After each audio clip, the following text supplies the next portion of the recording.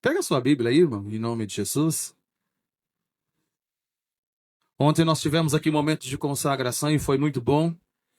Os diáconos estiveram à frente. Se você não pôde estar, eu posso compartilhar que você deixou de receber o que o Senhor nos trouxe, né? Às vezes nós falamos, você perdeu, mas na realidade você perde quando você tem. Mas ontem o Senhor trouxe algo especial para nós. Então, se você não estava, você apenas deixou de receber. Então, eu te convido e eu faço uma convocação para você. No próximo sábado, esteja presente, que as consagrações, Deus tem atuado de uma forma especial em nome de Jesus. O livro é do profeta Isaías. O capítulo é de número 36.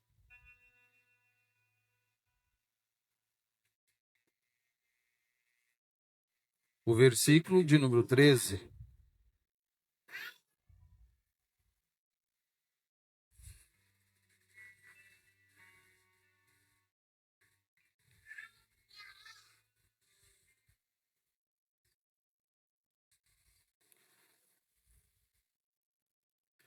Versículo de número 13. Isaías, capítulo de número 36. Tainá, faz a leitura para nós. Isaías 36, 13 até o 16. Então Rabizaque se pôs em pé e gritou em hebraico: Escutem as palavras do grande rei, o rei da Assíria. Assim diz o rei: Não deixem que Ezequias os engane, pois ele não poderá livrá-los. Não deixem que Ezequias os leve a confiar no Senhor, dizendo: O Senhor certamente nos livrará, e esta cidade não será entregue nas mãos do rei da Assíria. Não deem ouvidos a Ezequias, porque assim diz o rei da Assíria: Façam as pazes comigo e se entreguem. Então cada um comerá da sua própria videira e da sua própria figueira e beberá a água da sua própria cisterna. O 18. Não deixem que Ezequias os engane, dizendo: O Senhor nos livrará. Será que os deuses das nações puderam livrar cada um a sua terra das mãos do rei da Síria? Somente até aí. Feche seus olhos, mas não a sua Bíblia, Pai. Estamos, Senhor Deus amado, reunidos nesse culto maravilhoso, Senhor. E já podemos, ó Pai amado, expressar a nossa gratidão ao Senhor em adoração, Pai amado, no momento dos louvores, até mesmo, ó Pai amado, no momento de entregar a nossa oferta, o nosso dízimo ao Senhor. Pai amado, chegou o momento de nós continuarmos a ouvir o Senhor falar conosco, mas agora é exclusivamente através da sua palavra, Senhor. Usa a minha vida, meu Pai, para que eu seja simplesmente um canal, ó Deus amado, e que a tua palavra alcance a todos que aqui estão, aqueles que estão conosco dos seus lares, Senhor, e tantos quanto irão ter contato com essa palavra, Senhor. Que, ó Pai amado, ela nos encontre e venha ao nosso encontro para fazer segundo aquilo que o Senhor está enviando, é o que eu te peço, em nome do Senhor Jesus. Amém? Tome seu assento em nome de Jesus. Mantenha aí a sua Bíblia aberta. Esta foi uma palavra de Rabizaque, um oficial do rei Senaqueribe. O rei Senaqueribe foi um rei que se levantou e poderoso com o exército, ele conquistou muitas coisas. E aqui essa palavra foi direcionada ao povo de Judá, a qual o rei Ezequias era rei. E o rei Ezequias é um homem cujo nome dele significa Jeová fortalece. Nome forte, né? Mas passando por uma situação tão constrangedora. Ezequias, ele foi o 13º rei de Judá. Ele governou por 29 anos, até por volta do final do século 8 a.C. Olha que coisa interessante. Ele é lembrado com todos os monarcas mais justos, dedicados a Deus, na história do Reino do Sul. Sua vida foi marcada de grandes reformas religiosas, conforme o que ele foi fazendo. Olha uma das coisas que ele fez. No início do seu reinado, ele tinha em torno de 25 anos, um jovem ainda. Mas ele já se propôs a caminhar diferente do que o seu pai. Por isso que eu já quero liberar uma palavra a você. Não importa quem foram os seus pais. Não importa a sua origem. Não permita que de onde você veio possa interferir em quem você é e afetar o teu futuro. Porque esse rei aqui, ele teve um pai que não agradou ao Senhor, mas ele escolheu, porque todos nós temos o livre-arbítrio, amém? Então nós, quando escolhemos fazer algo, foi o que esse homem fez. E com 25 anos, ele, em um período de grande decadência, olha só, espiritual em Judá, o seu pai, o rei Acás, havia incentivado a idolatria e o templo de Jerusalém estava negligenciando e sendo profanado. O pai dele fez isso, estabeleceu adoração a outros reis. E esse jovem homem de Deus, tem jovem aqui? Tem jovem aqui? Amém? Ô glória! É jovem, irmã Verinha? O cabelo branco, mais importante é como eu me sinto. Algumas pessoas lá na faculdade me chamam de vovô. Eu sou o vovô. Pode me chamar, então é aí. Eu sou jovem. Embora certo dia na Barra Funda, uma pessoa que estava pedindo, eu passando, ela falou: Papai Noel. Eu falei: pode me confrontar, mas eu não aceito isso. Não recebeu. Se tivesse me falado de jovem, talvez, né? Não, Papai Noel. Essa é da risada porque não foi com você. Mas o importante é que eu sei quem eu sou. E se eu olhar para minha origem, ou por tudo aquilo que falava quem eu poderia ser, hoje eu não estaria aqui. Porque com 25 anos de idade, onde estava eu?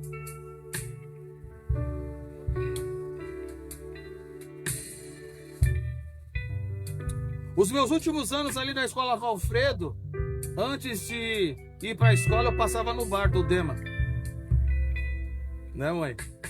No bar do Dema tinha os amigos, eu passava lá para tomar uma carquejo. Era uma pinga velha que ficava lá e tinha umas bolinhas dentro lá. Eu chegava, você me dá aquela ali. E aí, irmãos? Quem olhava falava assim: isso daí não vai dar nada. Mas Deus, ele é especialista. Ele pega as coisas que não são para confundir as que são. Por isso, não permita que a realidade de hoje possa interferir naquilo que você tem para a sua vida, para a vida dos seus e de tantos quanto você conhece. Não permita. Pode estar, mas não é. Hoje ele está perdido, mas ele não é. Porque você tem que acreditar.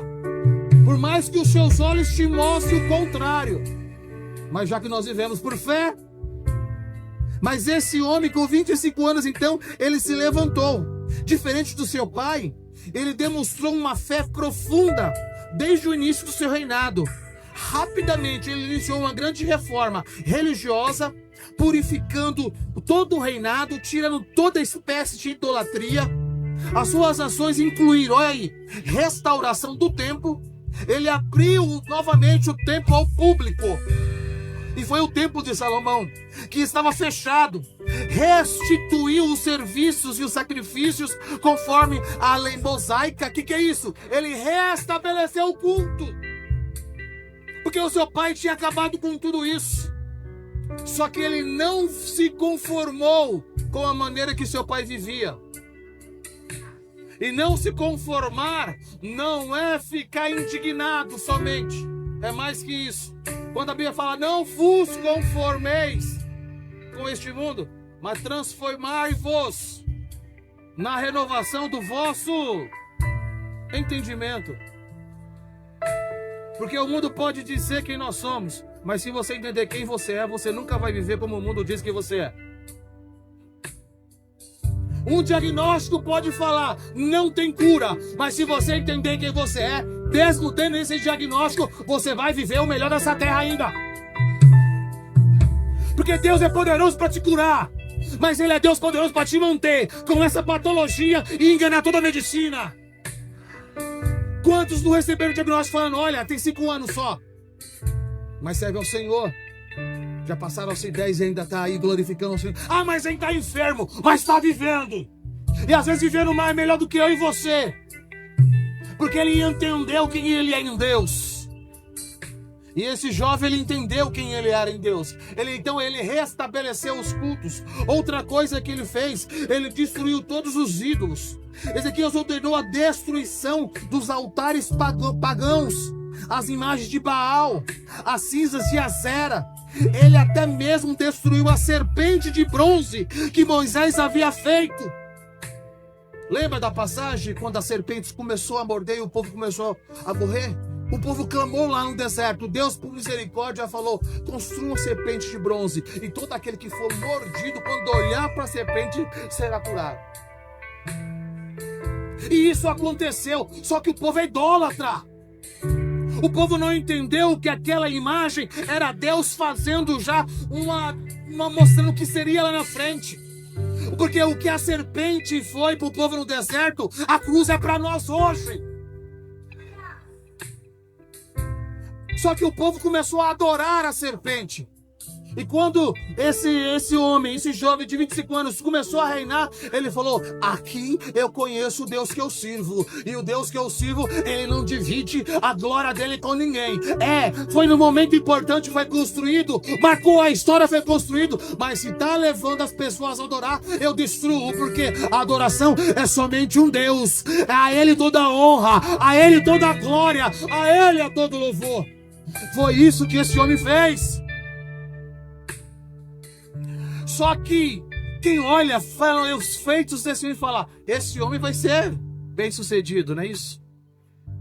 Quem vê um jovem aí que é compromissado com Deus, fala: olha, tem um futuro tremendo. E tem, e terá.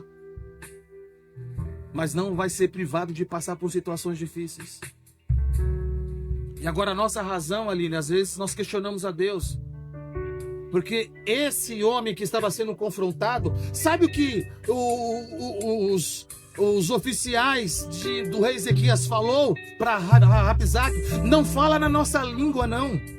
Fala na outra língua para que eles não entendam a mensagem. Poupe o nosso povo. O versículo que nós lemos falou que ele gritou em hebraico. Porque assim o inimigo, ele faz questão de jogar aquilo tentar impregnar algo na sua mente para que você entenda que você é aquilo. Porque ele falou: não vos engane, o rei Ezequias. Não deixe que ele engane vocês, dizendo que o Deus a qual ele serve vai livrar vocês da mão do tão grande rei, poderoso rei da Síria, o rei Senaqueribe. Não deixe. E ele começou a gritar. E ele repete novamente, você vê que ele fala no 13: não escutem as palavras. Escutem as palavras do rei, não deem ouvido. Que o 15 ele fala assim: não deixe que rei Ezequias leve vocês, ou os leve a confiar no Senhor, dizendo: o Senhor certamente nos livrará. Não faça isso. Ele repete de novo dizendo: não deem ouvido ao rei Ezequias. Ele chega a falar: se vocês derem ouvido ao rei Ezequias, vocês vão comer das suas fezes e vão beber da sua urina. Abusado. Mas assim é o nosso inimigo, que pega uma situação que você está vivendo e começa a te confrontar, falar: você não vai alcançar, você não vai viver. Por quê? Porque era a situação. Senaqueribe foi levantado como um grande rei e ele estava possuindo todas. Ele entrou e começou a destruir. Faltava ajudar. Quando ele chegou a ajudar, ele se levanta contra Ezequias, mas ele ficou revoltado. Sabe por quê? Porque no começo o rei Ezequias pagava tributo a ele. Enquanto era pago um tributo, o rei Ezequias estava bem. Mas o Ezequias servia ao Senhor, mas pagava um tributo. E ele achava que por pegar o tributo estava em paz. Só que esse Senhor a qual nós servimos, ele sempre nos confronta, para que nós sabemos que realmente quem nós somos nele. E quando o rei Ezequias entendeu quem ele era, ele falou: não pago mais tributo, não vou mais me sujeitar à ordem desse rei, porque eu sigo o rei dos reis. E às vezes nós somos assim, estamos pagando tributos, estamos condicionando algumas coisas da nossa vida para estar em paz. Mas Deus, ele não divide a glória dele com ninguém. E sabe qual foi a consequência do rei Ezequias não querer pagar tributo? É isso.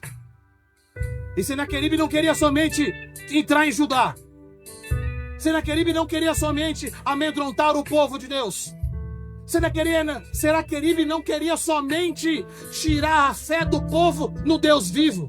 Senaqueribe queria humilhar Ezequias.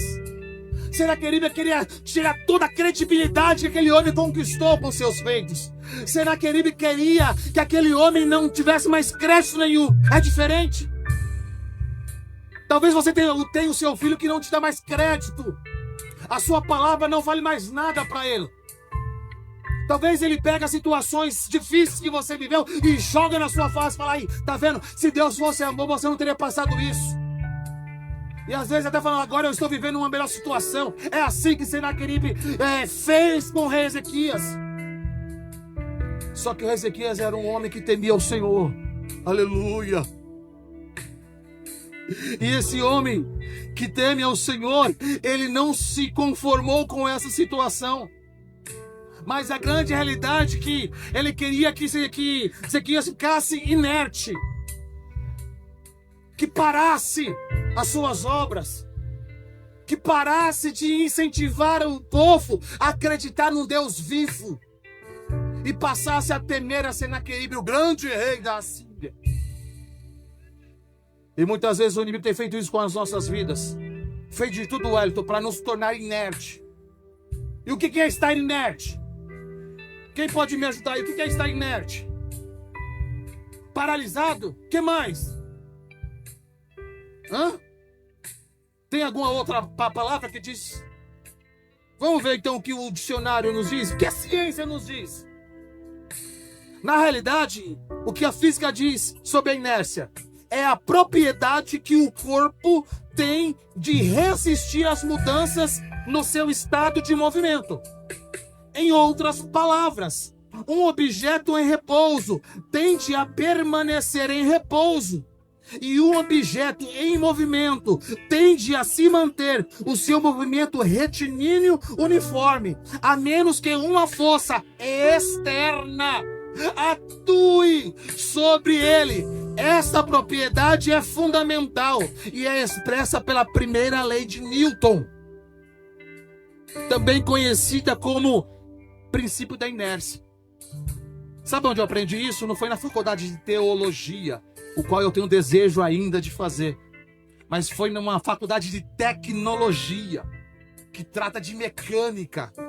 Mas lá na sala de mecânica, Deus, quando o professor, que se diz ser ateu, começou a falar dessa lei, o Senhor me confrontou. E eu comecei a analisar, mas vamos ver, o que o dicionário diz da inércia?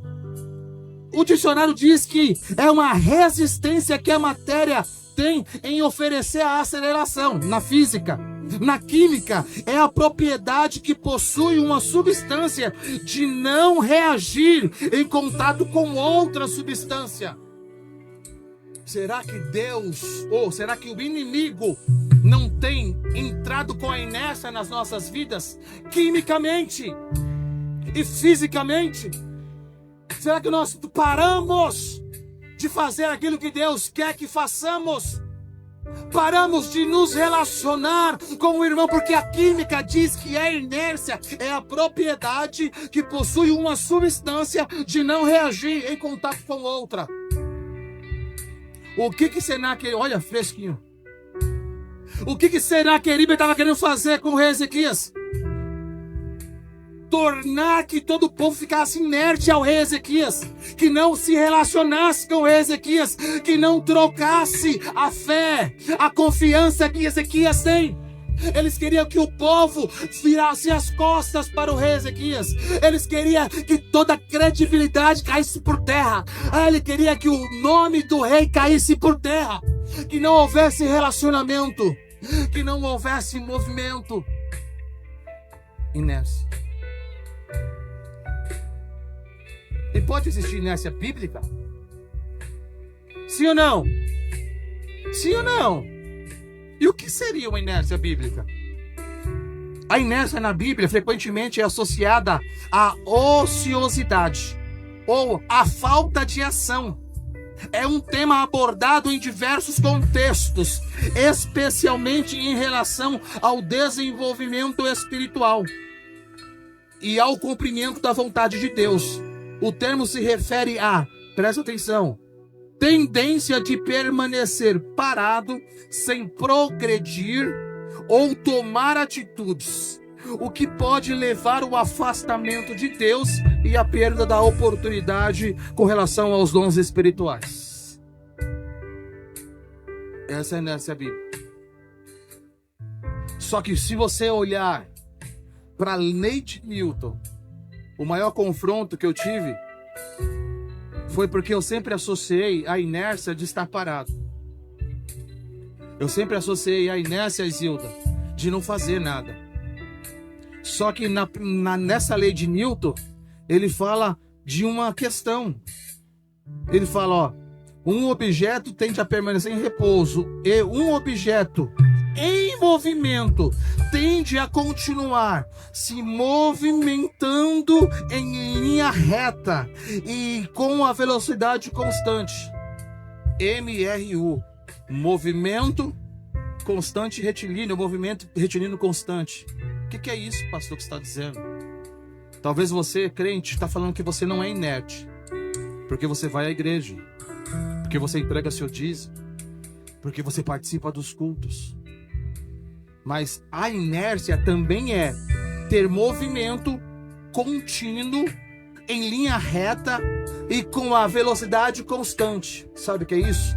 O crente, que é crente, acorda de manhã, obrigado meu Deus, vai trabalhar, mal agradece o almoço e depois fala, eu sou crente, mas vai lá e se envolve e faz todas as coisas corretas. Mas e à noite? Eu vou para a igreja e no outro dia eu acordo de manhã, eu vou almoçar, mas às vezes eu agradeço ao Senhor, envolvo com algumas coisas erradas e à noite eu vou para a igreja. O que esse crente está fazendo? A mesma coisa, é retilíneo, é constante, você está inerte, você acha que está se movimentando. Eu faço campanha, pastor, eu subo ao monte, eu faço uma coisa, mas faz o que é diferente? Só isso, você está inerte. Porque se você ora muito, você tem que ter ação. Porque a oração, ela é orar e ter ação. Se você só ora e não faz nada, você está inerte.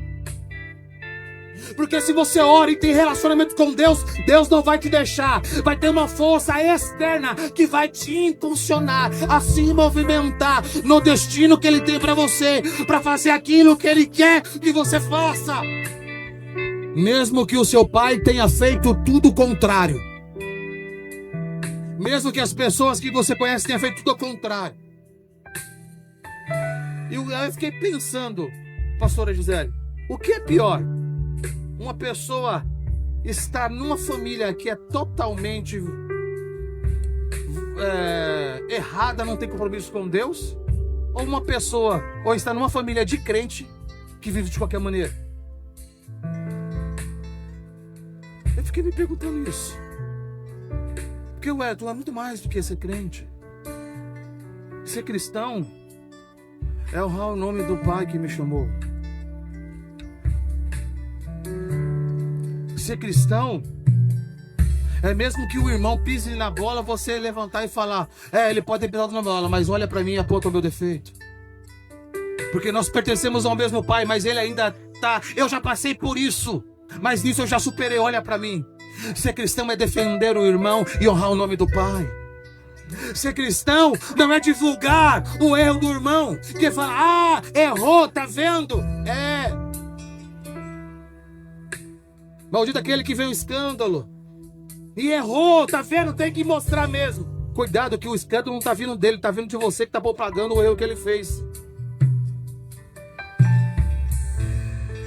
E o Senhor tem nos confrontado, igreja. para que possamos fazer a diferença que esse homem fez. Mesmo que Senaqueribe se levanta contra as nossas vidas. Porque esse rei, ele começou a confrontar, mas quando o rei Ezequias se sentiu confrontado, ele falou: tenho algo a fazer. Enviou os teus servos para falar com Isaías, porque ali tinha um profeta. Ei, enquanto tiver um profeta, Deus terá sempre uma palavra para renovar o seu ânimo, independente do inimigo que se levante. Quando ele leva esses homens até ao rei, ele chega e ele começa a falar ao rei. Olha só que interessante. Eu anotei aqui algumas coisas que eu falei: meu Deus. A primeira coisa, ele recebeu uma carta. E quando ele recebe a carta, o versículo 14 do capítulo 37 diz assim: Ezequias recebeu uma carta das mãos dos mensageiros e leu. Então Ezequias subiu à casa do Senhor, estendeu a carta diante do Senhor. Ezequias orou ao Senhor dizendo: ó Senhor dos exércitos, Deus de Israel, que está entronizado acima dos querubins, somente tu és de todos os reinos da terra, somente, olha, o Deus de todos os reinos da terra. Tu fizeste os céus, fizeste a terra. Agora ele fala assim: inclina, ó Senhor, o ouvido e ouve. Abre, Senhor, os olhos e vê. Ouve todas as palavras que Senaqueribe, as quais ele enviou profanando, afrontando o Deus vivo. É verdade, Senhor, que os reis da Assíria assolaram todos os países, as suas terras, e lançaram no fogo os deuses deles, porque não eram deuses, mas objetos de madeira, de pedras, feito por mãos humanas. Por isso destruíram. Agora, ó nosso Deus, livra-nos da mão dele, para que todos os reinos da terra saibam que só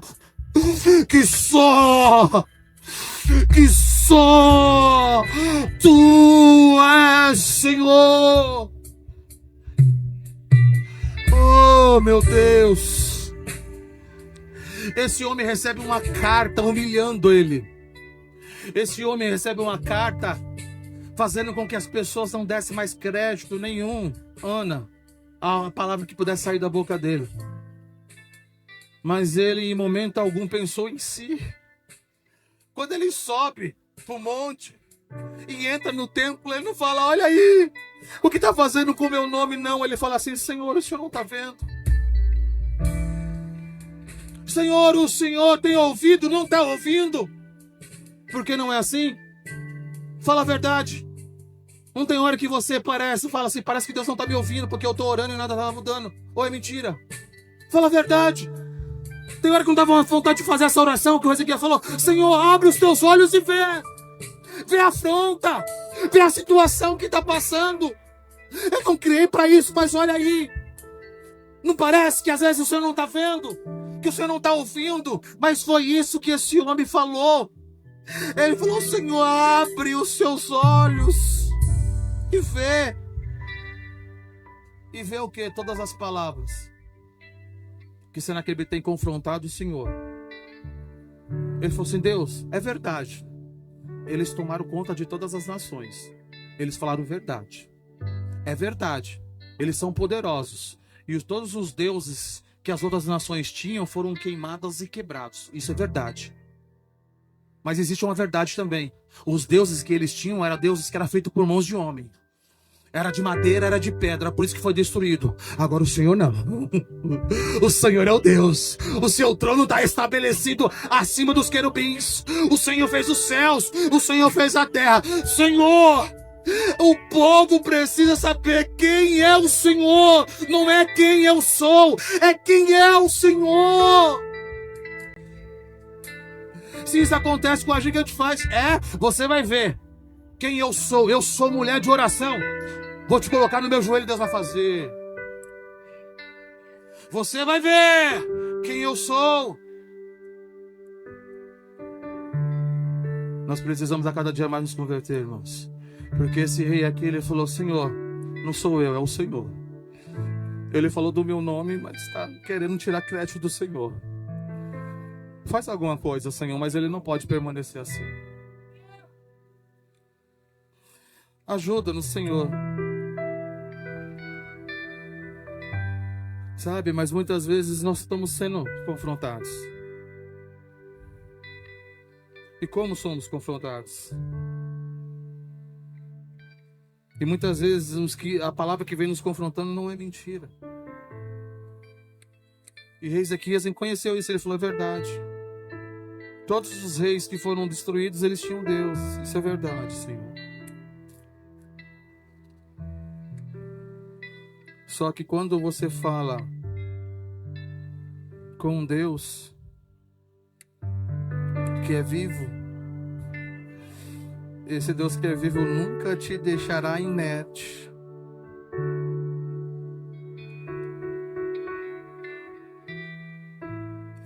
A carta tentou parar Ezequias, mas ele se levantou e se prostrou diante de Deus. Qual carta que te fez parar? Qual carta que você recebeu que te fez parar? E talvez a carta que você deu não foi uma carta escrita, mas foi uma vida, uma situação. O que o inimigo fez com você e com os seus que te fez parar? Que te fez deixar de acreditar que Deus pode fazer? Porque é essa a intenção que o inimigo tem. Todos os dias um gigante se levantou e durante 30 dias foi diante de um exército e falava: me dá um homem. Todo dia o exército, sabe o que os soldados faziam de manhã? Pegava a sua arma, pegava a sua espada, pegava o seu escudo, parava na frente e ficava parado. Mas eles achavam que eles estavam em batalha, porque todo dia eles pegavam a espada, todo dia eles estavam com o escudo, mas eles não desciam para o vale. Até que um menino, entregador de marmitex, foi levar queijinho. Falou: quem que é esse incircunciso aí? O que ele está afrontando é Deus vivo. Deixa eu. Menino, você não tem espada. Menino, você não tem escudo. Eu não tenho espada, não tenho escudo, mas eu sou portador de uma palavra. Eu sou portador de uma palavra. Isaías 40, versículo 31. Aqueles que esperam no Senhor renovarão as suas forças, subirão como águias, caminharão, correrão e não se cansarão e não se fadigarão. Sabe o que é isso? Aquele que espera no Senhor, ele corre, mas não se cansa, caminha, mas não se fadiga, eleva a sua visão não terrena, olhando o tamanho do gigante, mas de cima, olhando que o gigante pode ser grande, mas maior é o Deus que eu sirvo.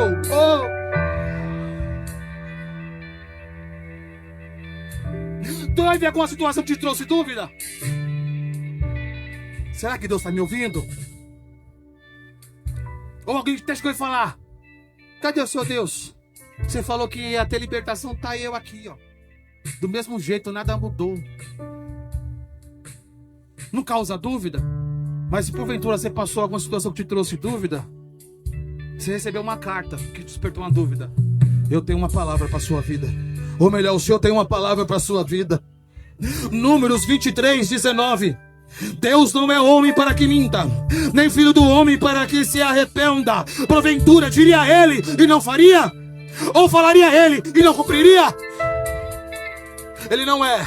Se ele falou que a sua família vai ser abençoada, creia. Você pode ver o contrário, mas isso é fé. A fé é naquilo que eu creio, por isso que ele fala: Deus, ele não é homem para mentir, nem filho do homem para se arrepender. Mas ele encerra, olha a palavra, com duas perguntas. Porventura diria ele e não faria? Ou então falaria ele e não cumpriria? Ai, meu irmão, se a dúvida prostou no seu coração, Deus te trouxe hoje aqui para reafirmar aquilo que você já sabe. Não é nada novo que eu estou dizendo, mas Ele está falando: eu sou contigo. Mas se eu não tenho mais forças, você não tem mais forças? Não consegue? Josafá também não. Josafá foi reunido, 3 reinos se levantou contra ele. E quando foi, tinha uma multidão vindo. E o povo falou: e agora, Josafá? Põe o povo para orar, vamos fazer consagração e vamos ver o que Deus vai fazer. A batalha é grande, o inimigo é maior do que nós em termos de número, o inimigo é maior do que nós em termos de potência, em termos de arma, mas nós temos alguém. Deus levanta o profeta e fala: nessa peleja você não vai ter que pelejar, é eu. Ele fala do seu nome, mas está falando de mim. Ele tentou te humilhar, mas está tratando comigo. A situação quer fazer você cair, mas ele fala: é eu que te levanto, é eu que te sustento, é pela minha destra que você está de pé, é pela minha mão que você vai ser guiado, é pela minha palavra que você vai caminhar.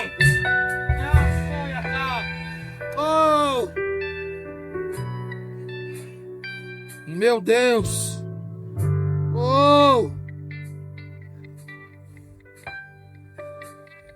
Aleluia!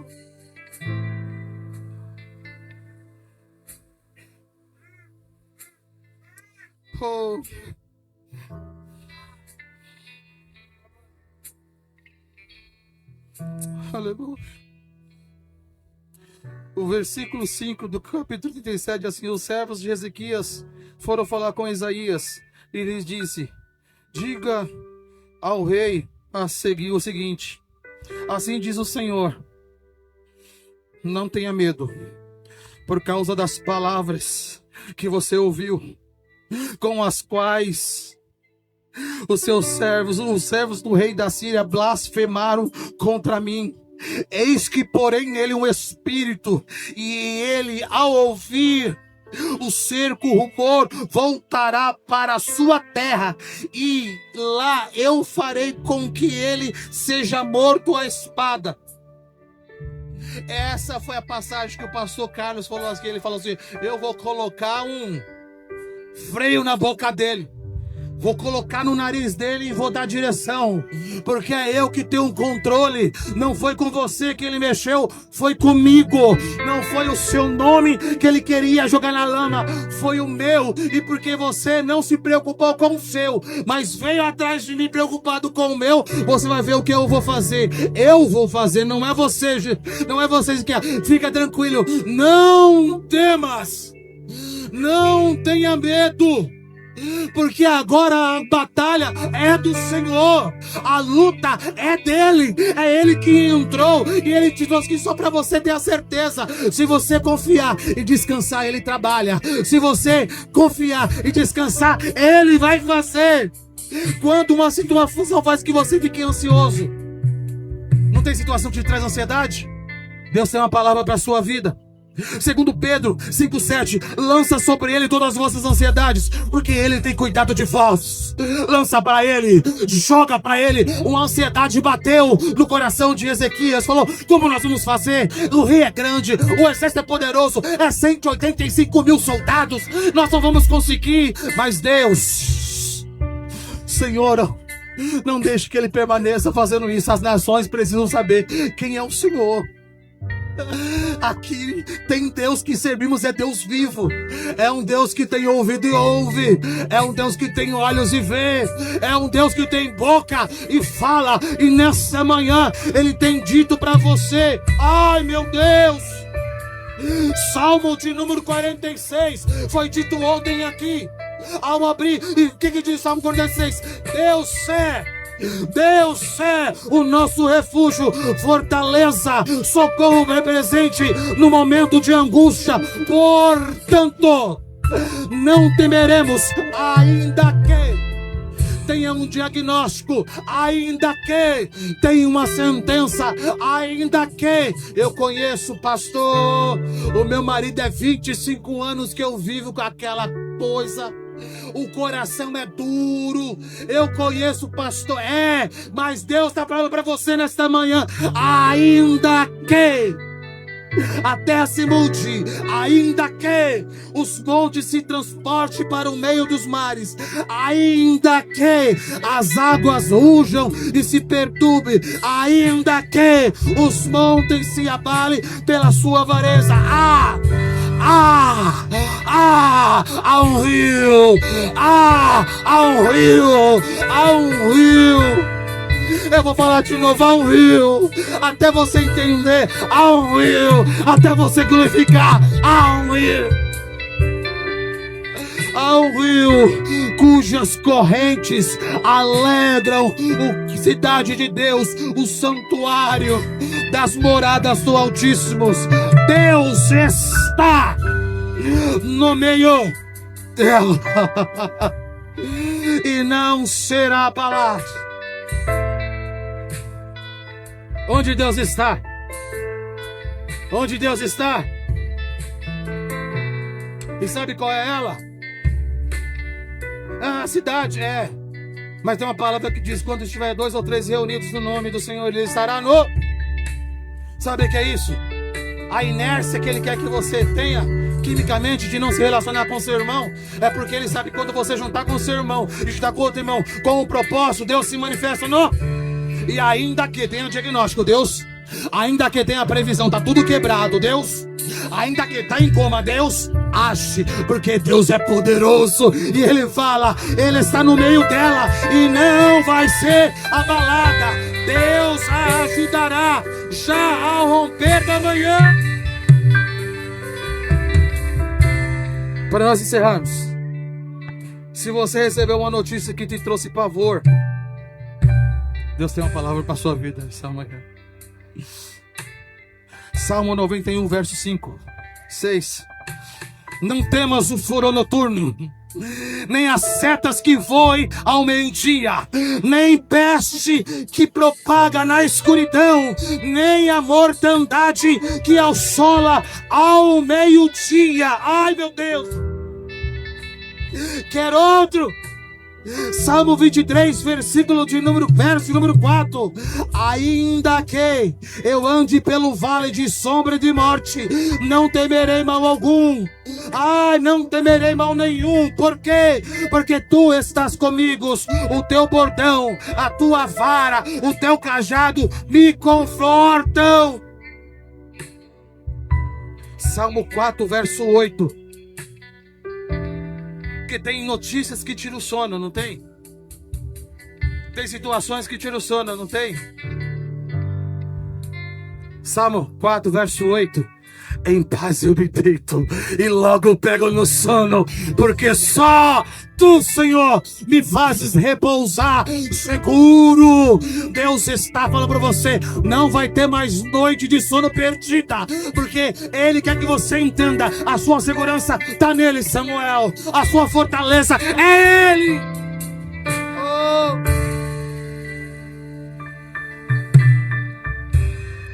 Sempre que o inimigo quiser te confrontar com uma carta, Deus vai sempre ter uma palavra para te fortalecer. Você pode ficar sobre os seus pés? Ministério de louvor, vamos encerrar adorando ao Senhor?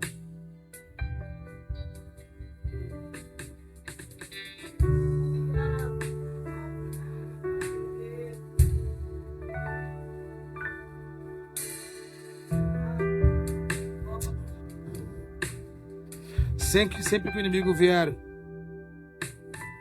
te afrontar, use a palavra do Senhor. Mesmo ouvindo que eles iriam comer as fezes e beber a urina, Ezequiel enviou homens ao profeta Elias.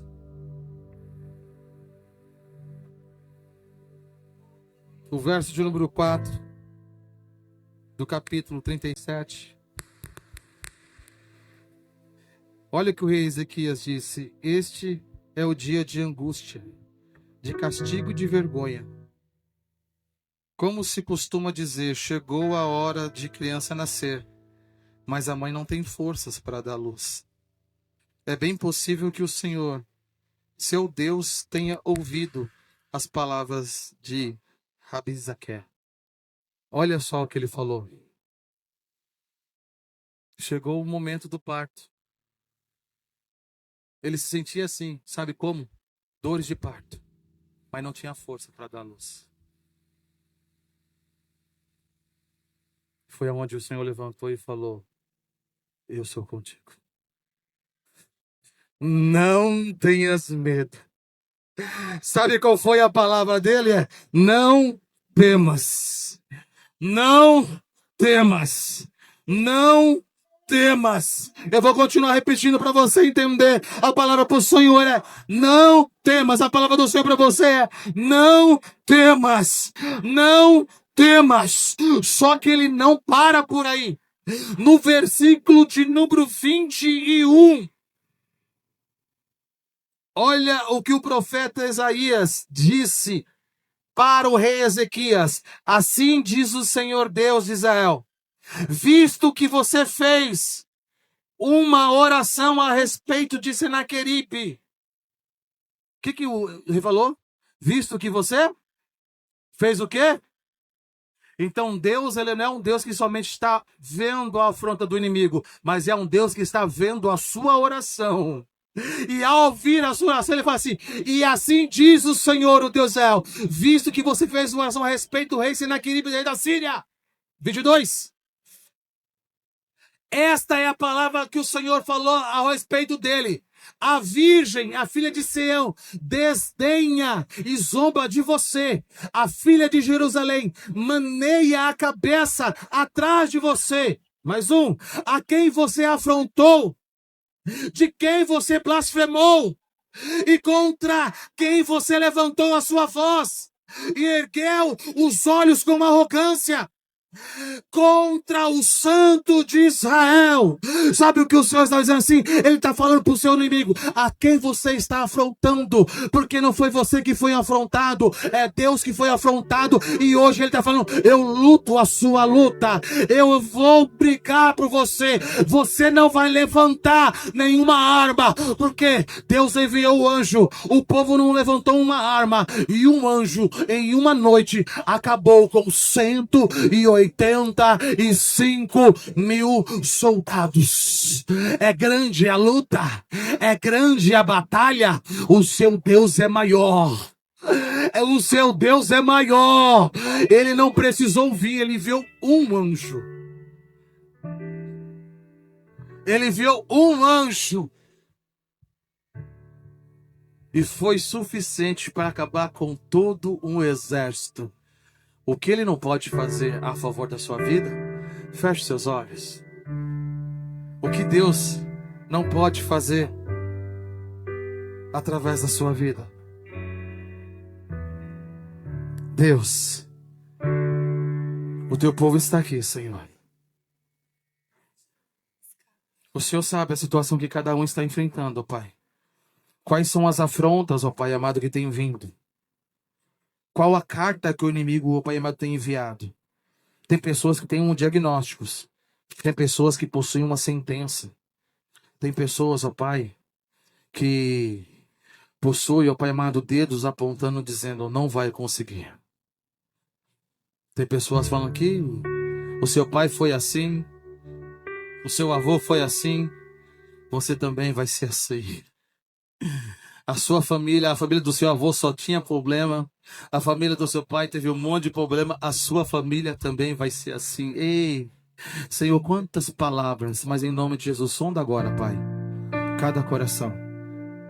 Sonda, Senhor, cada mente. Sonda, Pai amado, a alma ferida. Em nome de Jesus, ó Deus, nós oramos nessa manhã, declarando libertação, declarando cura. Vem com teu bálsamo, Senhor, e cura essas feridas, ó Pai. Em nome de Jesus, ó Deus.